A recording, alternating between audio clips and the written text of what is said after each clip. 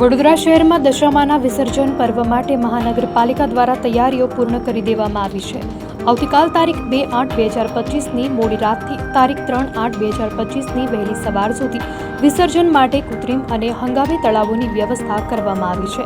આજે મેયર પિંકી સોની, સ્થાયી સમિતિના ચેરમેન ડોક્ટર શીતલ મિસ્ત્રી, મ્યુનિસિપલ કમિશનર અરુણ મહેશ બાબુ સહિતના પદાધિકારીઓ અને અધિકારીઓએ સંયુક્ત રીતે સ્થળની મુલાકાત લીધી હતી અને તમામ વ્યવસ્થાઓની સમીક્ષા કરી હતી. પાલિકા દ્વારા પૂર્વ, પશ્ચિમ અને દક્ષિણ ઝોનમાં જુદા જુદા સ્થળોએ તળાવો તૈયાર કરવામાં આવ્યા છે, જેમાં હરણી, રજત પાર્ક, કિશનવાડી, ભાયલી પ્રિયા સિનેમા પાસે, ગોરવા, તરસાલી સાંકળ અને માંજલપુર સ્મશાન પાસેના તળાવોનો સમાવેશ થાય છે.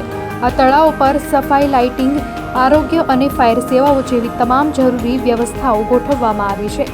આ ઉપરાંત ભક્તોને સરળતા રહે તે માટે દરેક તળાવનું Google location QR code scan કરીને પણ મેળવી શકાશે.